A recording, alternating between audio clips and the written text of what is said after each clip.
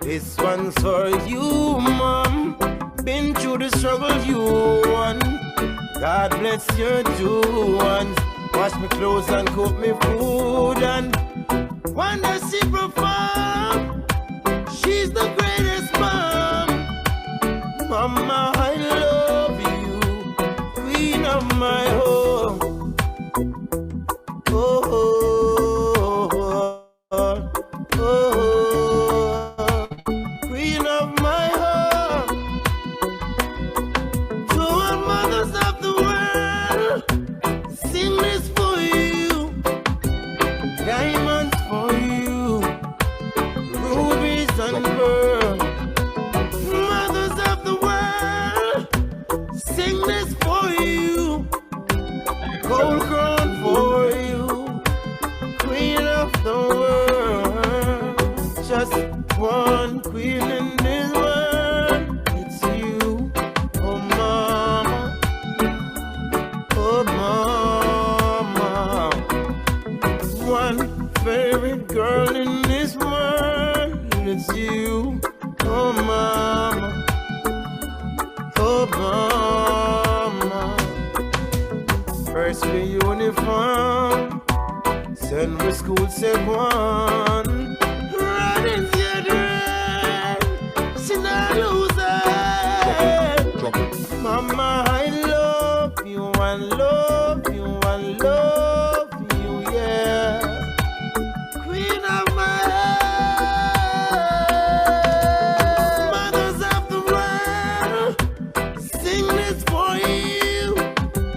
Diamonds for you, rubies and pearls. Mothers of the world, sing this for you. Gold crown for you, queen of the world. She want me know, she bid me happy. And when me sad, she make me happy. And when me broke, she tell me happy. Mama, yeah. She do it alone without me daddy. Just still provide when she don't have it. Oh hey, hey, oh. There is just one queen in this world. Oh mama, oh mama. Hey, just one favorite girl. You mama, oh mama. Hey, this one's for you, mom. Been through the struggle you won. God bless your two ones. Wash me clothes and All right, it's time. We've given people an extra 5 minutes to arrive. They will just have to miss some pieces. So, for those of you who are here, thank you for getting here on time and welcome to Black Mothering, our third talk in the NHACC series of Black Culture and History talks. Let me stop sharing so you can see us properly. Right, I am going to make this over here, so we're looking at you. Now, go through a little bit of the intros and then some of the housekeeping before we get into all the meat of the matter. Okay, so hello, welcome. Our topic, as I've told you, is Black Mothering, for anybody that's walked in at the last minute. And our guest today is the wonderful Professor Janice Fournillier, professor at Georgia State University, Department of Education and Human Development. She is a carnival queen and a very well-versed qualitative researcher exploring topics like education psychology, Caribbean culture, women in leadership, social injustice, carnival, my favorite. And she believes in thinking critically and creatively and teaching her students to do the same. Did I miss anything else? Yes, you did. And I should probably add that she was also my English teacher in high school. So we go a ways back. She knew me when I was a brat. What do I say? I'm still a brat. I was going to say when. Yeah. Also with us today is Alva Johnson. Alva is our NHACC lady. She is NHACC. And she will be letting people in, doing all the stuff in the background and posting all the really important links that you'll need as we go through the session. So if you see her pop in or start speaking, you don't need to go, who on earth is this? All right. Yes. So this will be a 1-hour session. Apologies for any confusion with the notes on Eventbrite. And the format of the evening will be about 15 minutes of presentation, then 20 minutes of me interviewing Dr. Fournillier, and then another 20 minutes of audience question and answer, comments, anything that you feel moved to contribute. Up until the question and answer session, Alva will make sure that everybody remains muted and that they, so that it doesn't disturb the presentation. But please feel free to, blow the chat up with questions and comments. And if you agree with things, amen and yes, and whatever else you want to put. And now comes the not so fun part of this introduction, the housekeeping bit, which is, we noticed that there was quite a lot of interesting commentary on the social media during the advertising of this session. And so we felt that we really needed to make sure that people understood how this session would be run. So please bear with me as I read out our netiquette, our internet etiquette. All right. We do not tolerate any form of discrimination in the virtual face-to-face sessions. If this takes place, we will ask the perpetrator to leave the space. This is a space of love and respect and compassion for all participants. If any of the discussion or content triggers you, please feel free to leave and rejoin the space if or when you feel ready to do so. Also, feel free to discuss any concerns with the facilitators after the session if you require that. And this, what I've just read, is an edited or adapted version of the Shades of Noah netiquette, which you are more than welcome to look up if you're interested. I will post that in the chat right now, if I could find it. It seems to have disappeared. Yeah, there we go. Oh, I think I just took it off actually. That would be why. All right, so I'll put that in there if that's for the netiquette. All right, I think we're ready to run. Okay, so we're going to start presenting now. Dun, dun, dun, dun. Wait, hold on. Let me move that across there. Okay, also not do that. Sorry guys, just give me a second. Let me get the presentation up. Okay, and now we can share. Slide share. There we go. And share sound and share. Can everyone see the screen? Yes? Yeah, it's okay. Awesome, brilliant. This floor is yours. Good. Thank you, Stacey, and thank you, Alva, and Enha for inviting me. And I'm so happy that I'm here in person because I was like, okay, Stacey, what time is this? How does this match with Trinidad time? But we didn't have that problem because I happened to be in Oxford presenting with Stacey, and now I'm in Royston presenting with Stacey again. So I'll start. Could you go to the first slide and then just tell them? First slide. This one? No, First slide. there. Why is it Go to one before that. before this? How did we get there? Sorry, people. All right, let's do this. And then let's do that. Black mothering PowerPoint. Wait. I thought we were on the first slide, but it's gone and Right, that's the first slide. there we go. Yeah. Apologies. So if you notice, the slide is called Black Mothering, but I added to it Macomère narratives. And that was intentional because of what we're going to talk about and why Macomère narratives. And the music that you heard, Mama, was intended to be played at the start, but I'm glad we played it before because it was supposed to give you a feel for what really we're thinking about when we think Black mothering and Macomère narratives. And that piece is sort of sentimental too, because that's one of the pieces that my son sends me every Mother's Day. And he says when he listens to it, he just feels something inside. And given that we're talking about Black mothering, I thought, why not a Caribbean piece that really means something? And as you know, we normally take the things that are closest to us when we're talking about this. So here we go. Ready?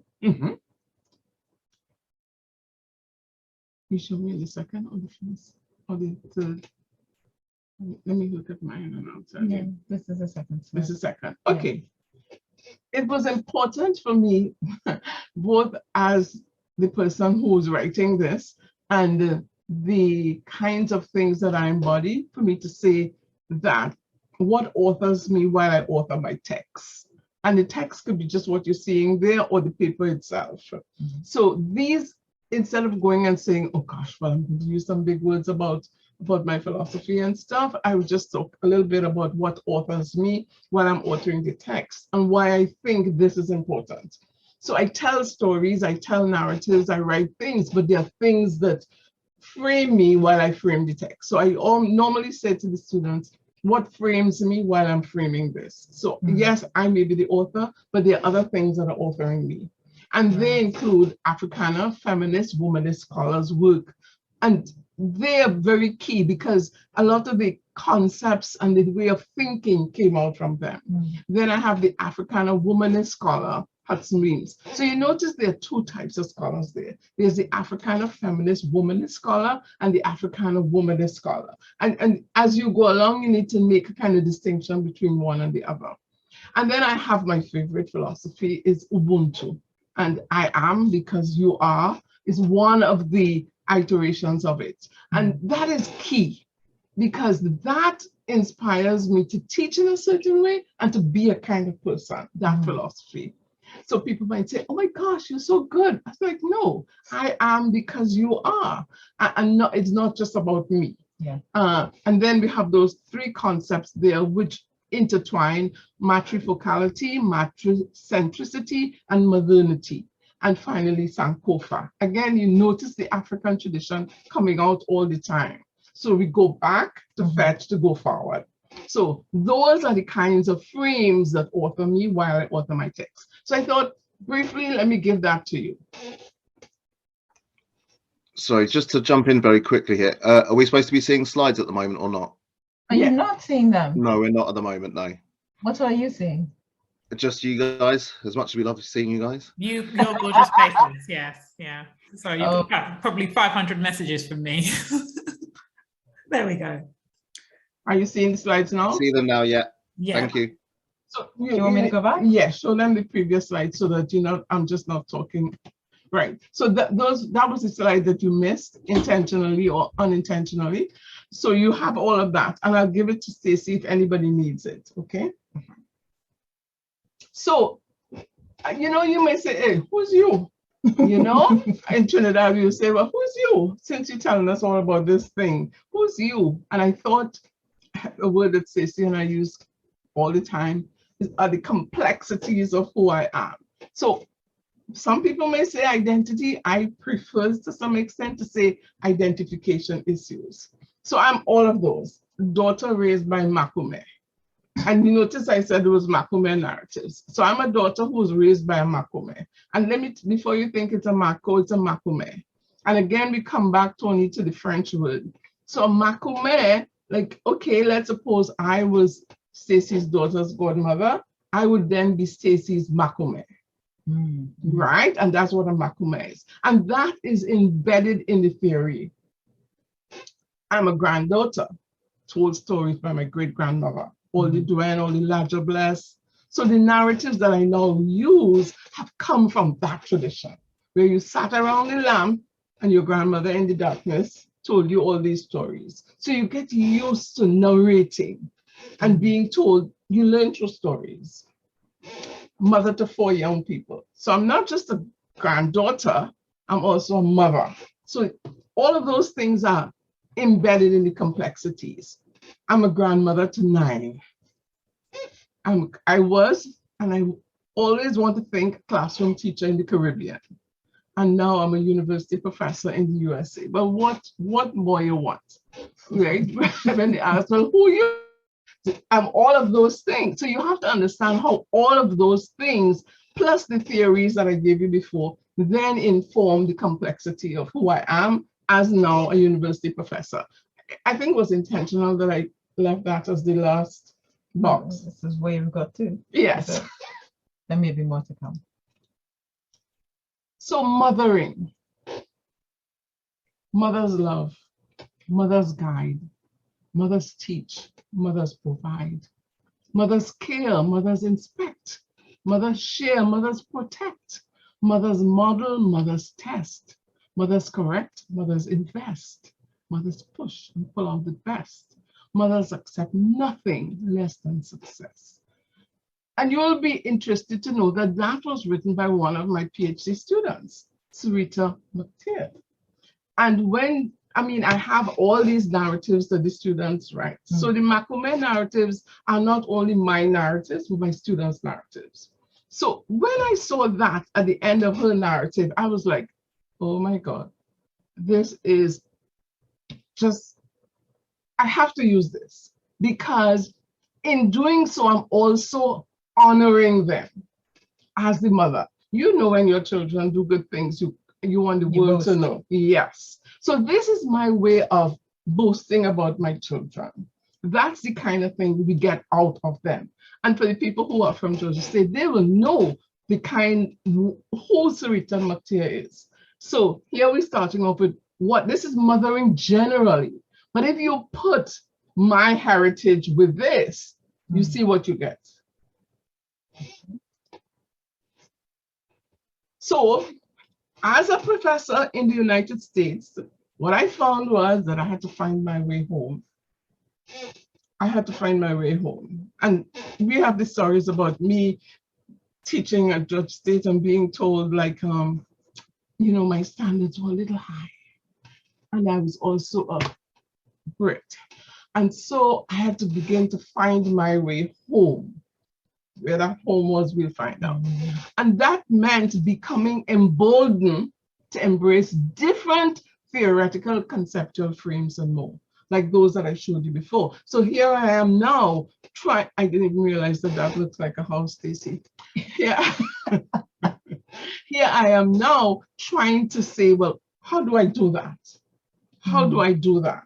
And that's where that whole Black mothering comes into being.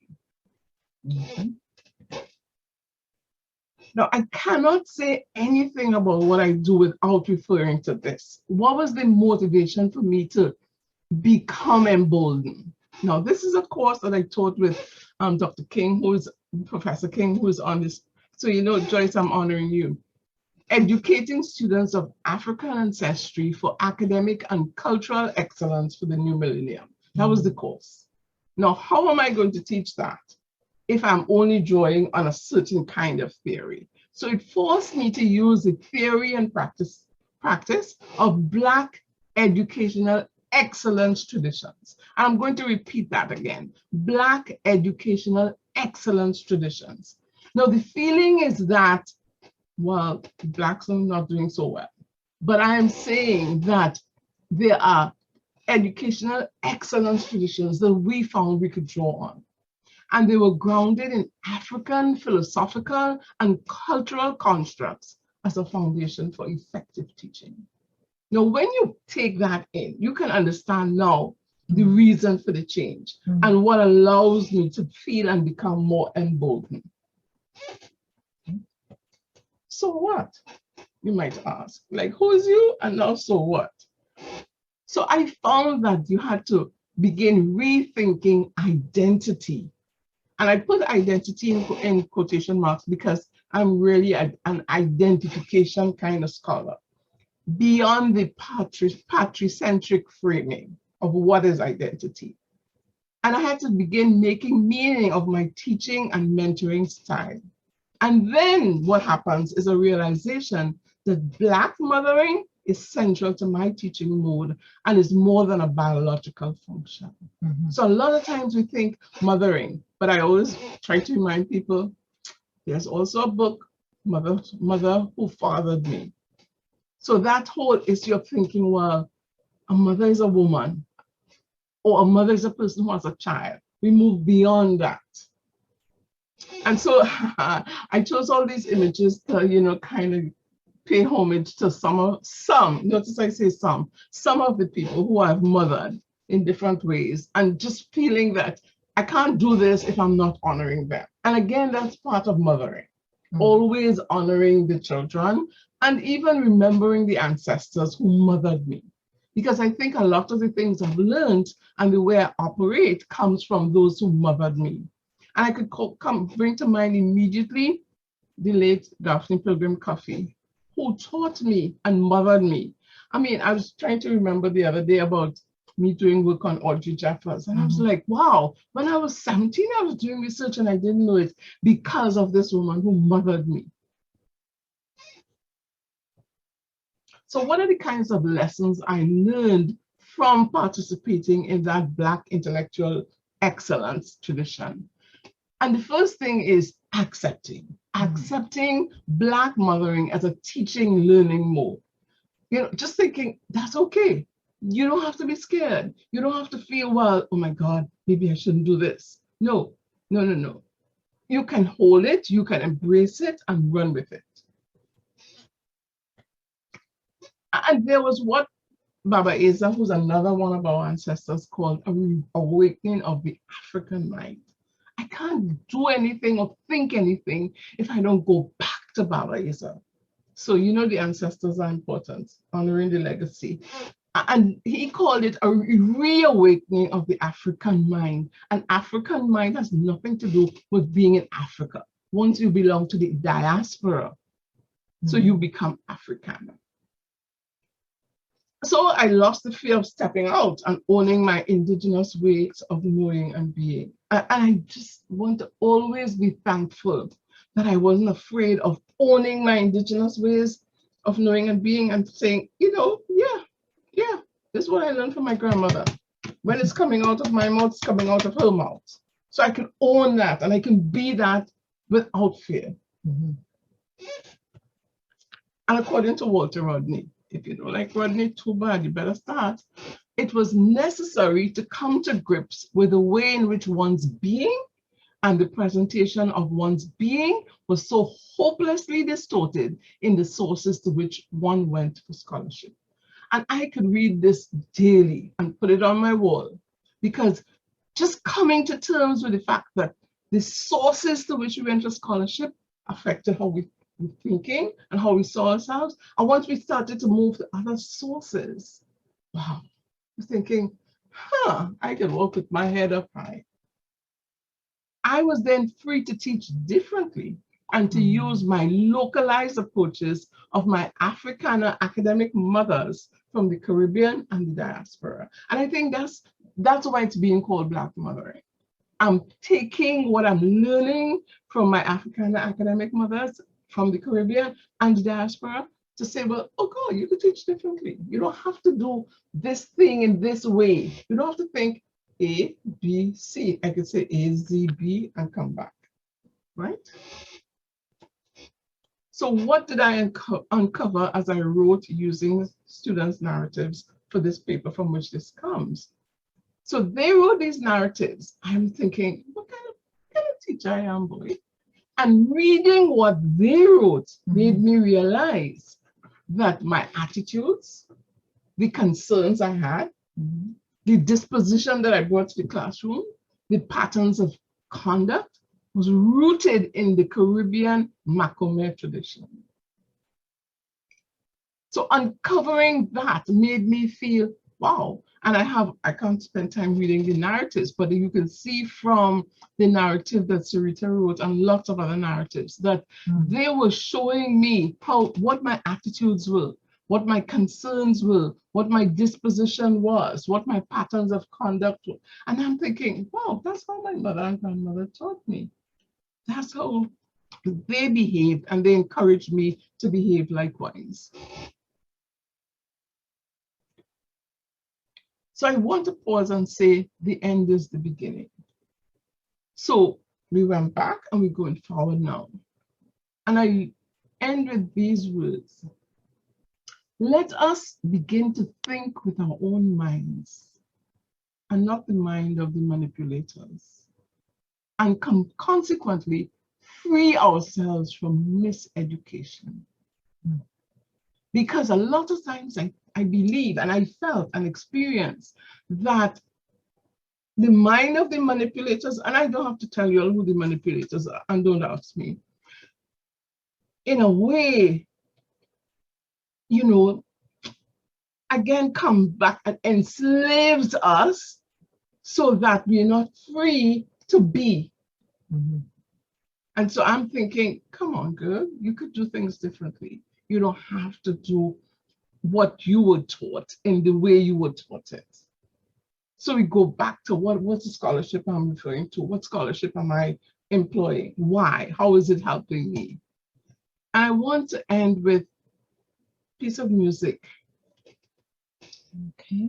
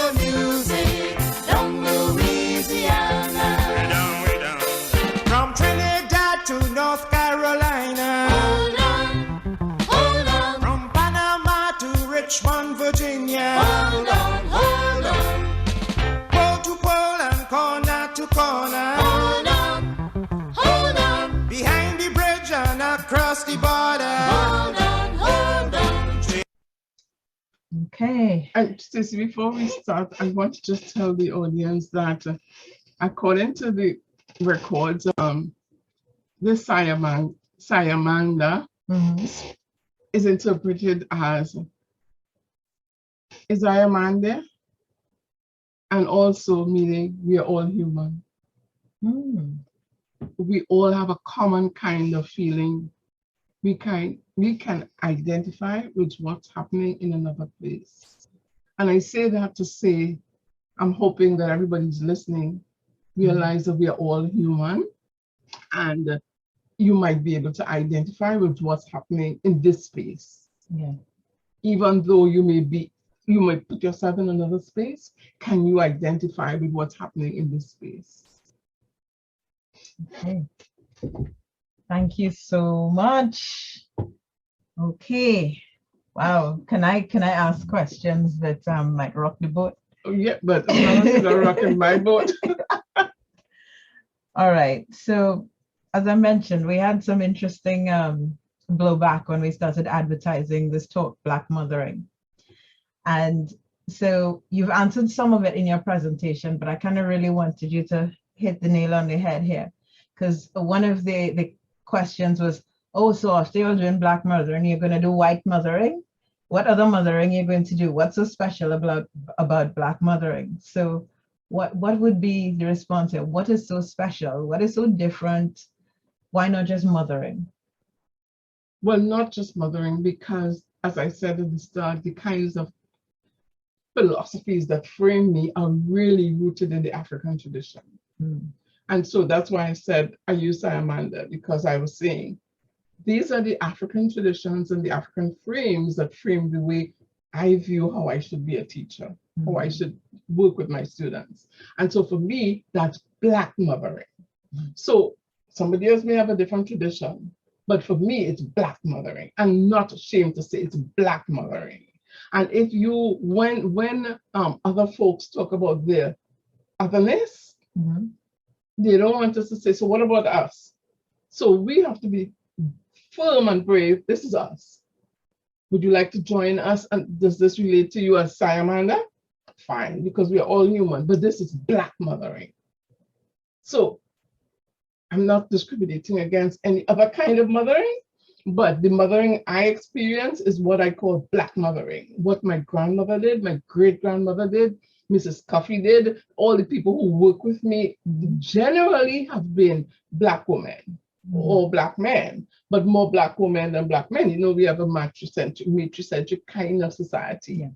And you know, your mother, your grandmother, I hardly hear you talk about your grandfather, but I know you talk a lot about your mother and your grandmother. And so for me, that is Black mothering. And I mean, I don't hear anybody saying, you know, my Macomère. No, that's what my mother looked at my godmother and said, Macomère, what you doing? And because she was the Macomère, she could adopt me. She could take care of me without any legal paperwork. And she became my mother. All right. How does that help you, Stacey? That definitely helps me, but it leads me to another question. So I am, shall we say, Jane Blogger on the street, for want of a better name. And I have heard your talk. How do I take this information and apply it? What use can I make of this information? Because some of it is quite academic. I might not be academic in any way. What am I doing with this? I don't know what academic is, but whatever you want to say that is. So mothering doesn't only take place in the classroom. Mothering takes place wherever. I want you to become more conscious and aware of what your interaction with whoever you're mothering is like. Okay. And how do they receive it? So do they receive it like Sarita did? Do they receive it like Kenneth did? One of my students who wrote and said, you know, I didn't realize that you are a real mother, you know. Now, when my phone rings, your name doesn't come up, mommy comes up, right? And one wonders why you, Dr. King, this is Miss Mommy. Everybody knows you in my work only as Miss Mommy. So now we're revealing, right? Ooh, big reveal. Big reveal, Miss Mommy. One wonders why, you know, some children relate to whoever is teaching them in a kind of way, and to others they shift away. The question I ask, do they feel that what I call mothering that then draws them in, whether you're the biological mother or not? Do they feel that kind of sense of, you know, I really care about you. I really care about what you do and what you become. How can I help? What can I give to you as a mother that can help you to be the best you? Okay. And I normally tell my students, education does not only take place in that hard wall. It takes place everywhere, anytime, all the time. So you can always be a mother and a teacher without being in a classroom. True, true. So we talk about teaching and learning in non-school contexts. So not necessarily a formal school. So therefore there's that need for that, you know, I want you to feel when you're in my space that you're totally accepted for who you are. That's some heavy mothering. That's some heavy mothering. That's the real deal, isn't it?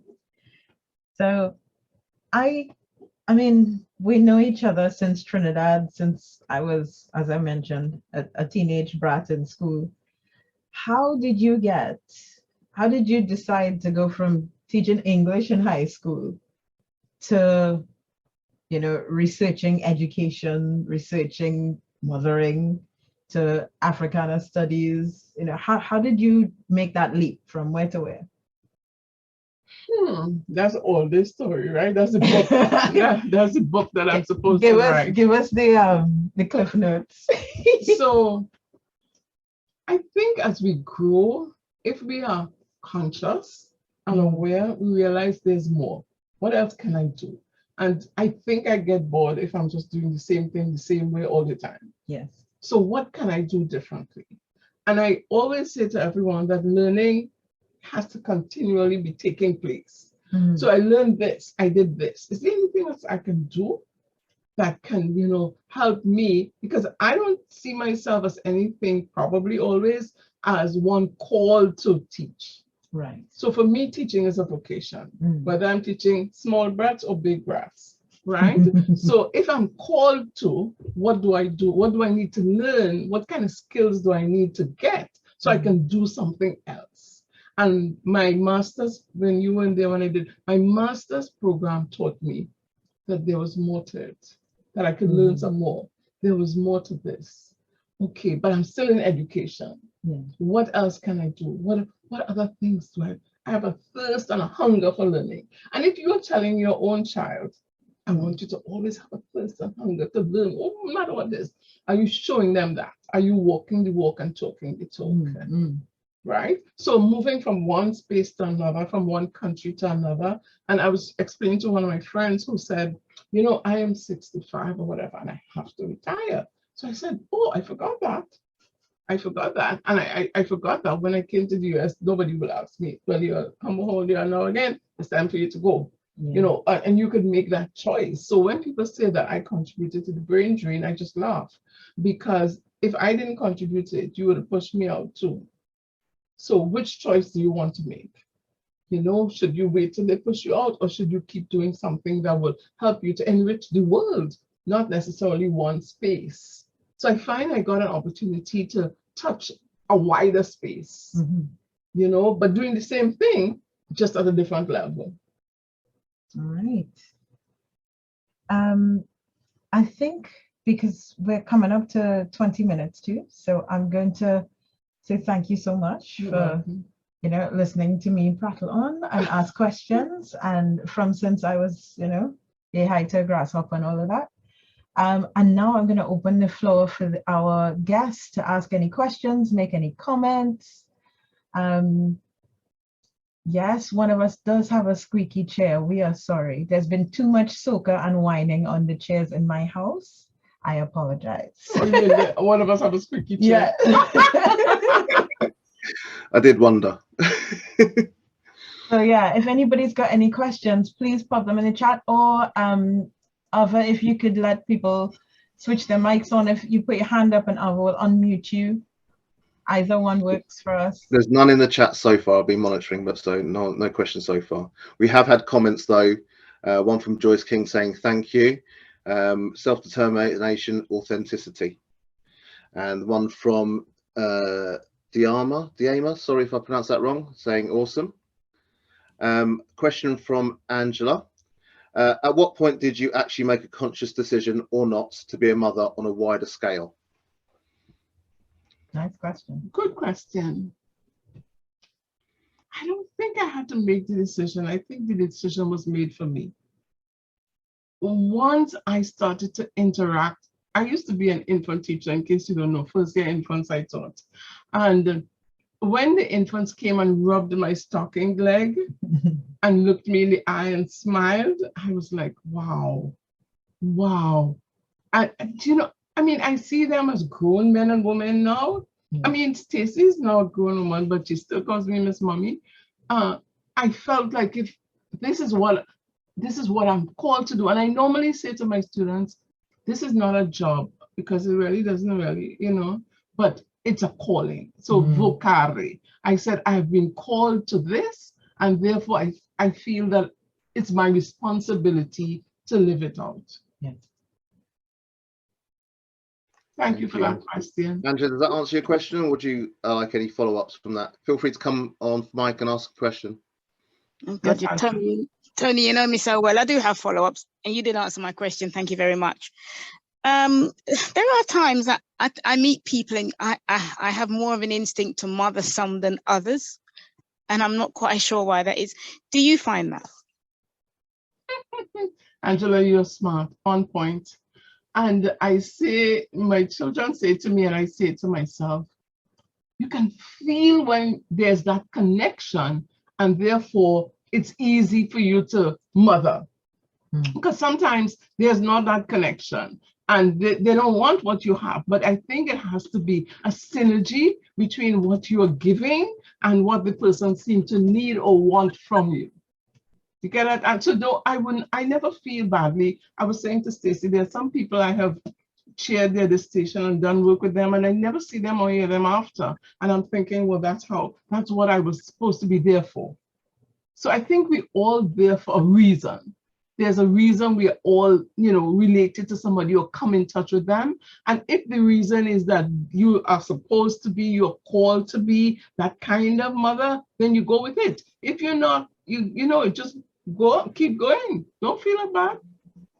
Okay. I have one other question that I can think of. Yeah. Before you ask that question, Angela, can I just Yeah. jump in here very quickly? I'd just like to say, Angela, I know she's going to hate me for saying this, but she's a mother figure to me. She's the person that's helped me and guided me through work so much. So thank you very much for all the mothering you do for me. All right, Tony. I'll pay you later. The thing I have is, I wanted to ask you is, how do you deal with a situation where other people's children sort of react to your mothering more than your own do? How do you deal with that?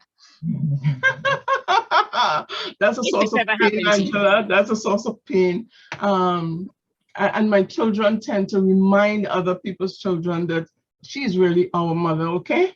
My son has to remind, yeah, my mother, I know you all love her, but she's our mother. I don't think, if I'm being totally honest, that one of my children really responds to the kind of mothering that I give, and it does cause me some pain, and I have to just own the pain. You just have to own the pain. What else can you do, Angela? Because you can't force anybody to accept and hold what you are giving. All you can do is give, and if they don't want it, you can't do anything about that, Angela. Can I add in there a piece of mothering information I got from my mother? Because I too am a teacher, and I was saying, oh my God, I'm doing all of this work for other people's children and ignoring my own children now. And one of my children is responding, one is not, all these things. And she had to remind me that I was the child that responded to her mothering in some ways more than my brother. And I did say in some ways, so in case this recording gets to you, I said in some ways. And so she said to me, while you are mothering other people, somebody is mothering your child in the way that they need mothering. So it will come back to you. So I have to hold on to that, because, these children go through different stages, and sometimes I get the response and sometimes I get nothing. And it hurts. And it hurts. It is a point of pain. But I tell myself at that point, somebody is mothering them in a way that they need, that I can't give them, and I am grateful for it. They will come back. We have another question here from Joyce. How have the theoretical resource you mentioned advanced your academic career or not? That's a very profound question, Dr. King. I think it has, because when I recognize the kinds of ways that my writing has informed or pushed other people, and the kickback I get, and the kind of evaluation about the work itself, made me realize that, wow, this was a good slice that I got into. It made a difference in terms of the kind of scholar that I wanted to become, or that I am becoming. So it did, help to advance my academic career. So I went from just plain being the qualitative researcher, but to be a qualitative research methodologist who now embraces her teaching learning practices.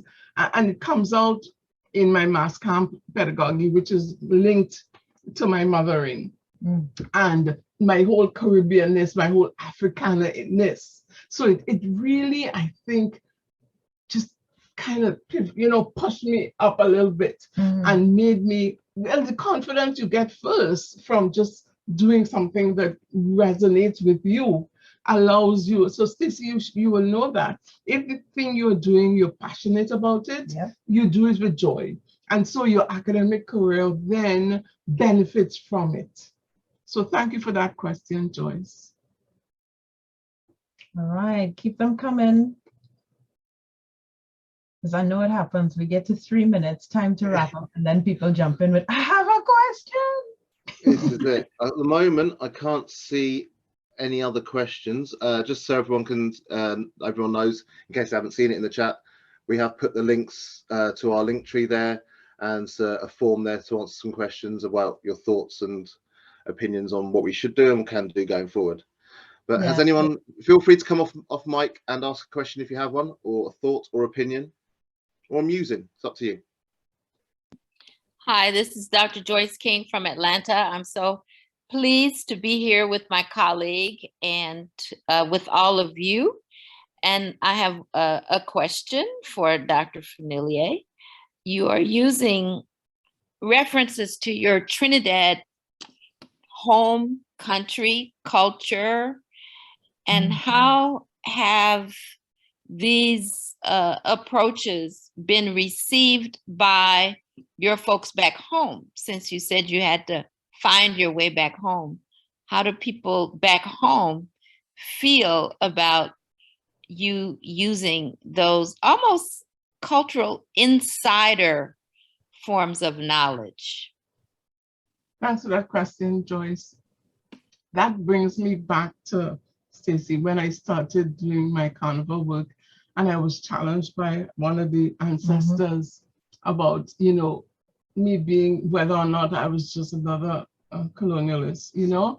And so I find that I'm always mindful about, okay, this is what I'm doing, this is why I'm doing it, this is how I'm doing it. But I also found that I have a professor, one of the professors at UWI, and people in St. Augustine or Barbados, Cape Hill, or Jamaica, who really embody the work and who really, you know, give me that, yeah, we are feeling this, we like this. One of my colleagues said, you know, when I open a thing and I see your name and I see the article, I just feel so good. I'm thinking, oh my God, one of us doing something good. And that in itself is a motivation to keep going, you know? And I mean, I have Stacey write me and say, well, what is this? Can I see this? And every time I look and I see another person say, can you share this with me? Oh my gosh, you're doing such great things, Caribbean things, be happy with that. I'm thinking, okay, it might be a drop in the ocean, but there are people who are going out there, who are seeing it, who are reading it, who are responding to it. And that gives me joy. Does that answer your question, Dr. King? Yes, it does. And I have another question for Stacey. Oh, okay. Nice to see you, Stacey. I'm so glad that this is happening. How about you, from your generation's perspective? The same question. How do you feel about your English teacher now doing these wonderful academic projects with cultural tools from home? Did you always value these experiences that she's talking about, or have you gained something from the return, as Césaire would say, to my native land? Well, firstly, thank you so much for attending, and it's a pleasure to meet you. I've heard great things. I think you just went for professor because you just really needed to keep teaching me. But seriously, I would say that when I knew how much I appreciated our culture, but I didn't know how valuable it was within a worldwide context until I left my culture. So I don't know if my context and understanding of an appreciation for your work would be the same if I had still been at home. Now that I am, but you know, compared to me being here, where I am also an insider on the outside. And so because of that, and because I'm also doing research into carnival and carnival ritual and theory, there's a real, I guess, for me, a bias in that I really appreciate the work and I enjoy the work. And she sent me a piece, and I was head down in preparation for other things, and I said, I started to read it and it was exciting me, and I can't give it the attention it needs right now. So I'm going to stop, and then when I have time, I'll read it. So all these ideas that flying up as I read it, I could jot them down. So she is still teaching, mothering, and seeing our culture presented in a way that is taken seriously and that adds value not only externally, but I believe internally to us as well, even if, you know, we're home and we can't necessarily appreciate that fully because, you know, you're in it. When you're in it, it's quite hard to see. I think is invaluable. But you have to remember, Joyce, too, that this question, we didn't bring this up, but my decision to choose Carnival as the focus for my dissertation research came from a conversation with Stacey that she didn't remember. And she was asking me to find somebody to do some research work on Peter Minchell, our top Carnival designer. And I said, yeah, I could find somebody. And she said, who? And I said, me. And she was like, for true? And I said, yeah, I would do it. And when I'm telling her that story this past week, she was like, really? I said, yeah, and I have the evidence to prove it, because I kept the script because we were texting, and I kept that as proof that it's because she asked me. So that sometimes we don't realize that from the mouth of babes. So, you know, and I think it's a lesson for us that whoever we are interacting with, we can gain something from them if we just listen. So thank you for helping me remember that, Dr. King. We have time for one more question.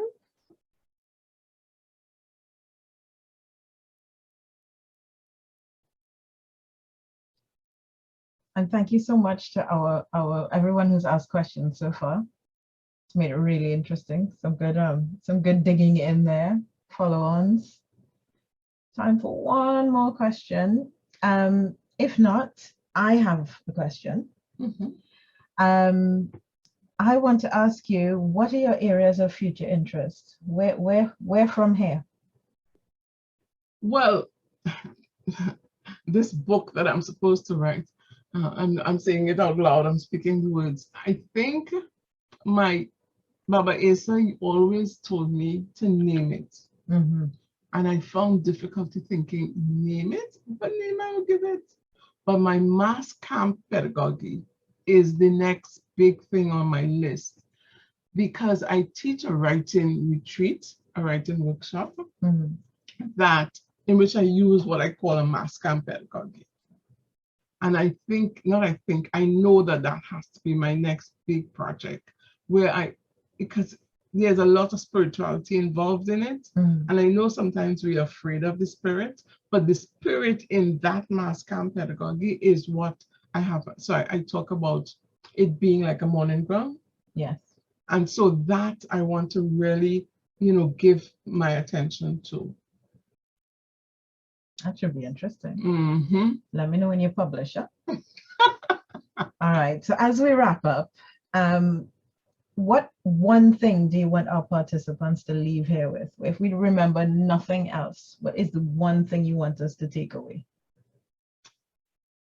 You know, let me see if I could find it, because I had it and I said, if I have an opportunity to say it, I'll say it. Let me find it. Just quick, Stacey. I have to find it because I don't want to go without saying it. I am the decisive element in the classroom.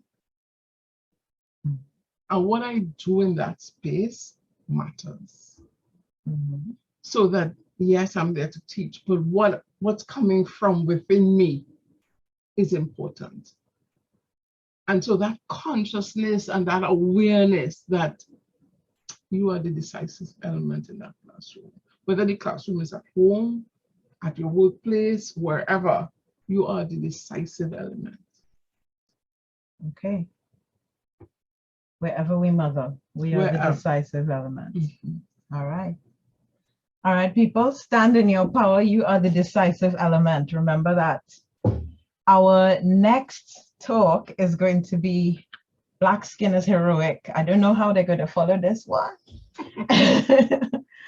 Thank you so much for coming today. We have a few little bits to wrap up. Like, I think I was going to post a few links to some more information about Professor Fournillier, if you are curious, and Black Mothering has you wondering what else she's been up to. And there's going to be a link that I will also post to our feedback form. This is how we get funding to make these talks free. So by all means, please, please, please click on that link and fill out the feedback. And then we've had previous talks in this series from Dr. Michael Macmillan about the West Indian Front Room and its impact on Black British history. And we've had a talk with Dr. Emily Zobel-Marshall on tricksters and storytelling across the diaspora, which unfortunately we do not have the recording for that one. So when you get the YouTube link, it will only be to Michael's talk, but we will have the recording for this one. So, if we can get those links over for the feedback form, for the information about Professor Janice Fournillier's work, right? So that one should give the link to everything, is it? Do you want to put your mic on? Yeah, the first link is the link to our link tree, and that should give you a link to everything. I have drafted an email that will follow up the talk, which is what I did with Emily's talk and Michael's talk, just with all the links to work. Okay. And I just think it's a lot more comprehensive. It's easier for people to play. Yeah. Yeah. Okay, and the YouTube link is in the link tree as well. It is in the link tree, indeed. Brilliant. Yes. Okay. Can I say thank you to thank you to Ava and Tony and to the movement, and thank you to my dear Stacey for hosting me.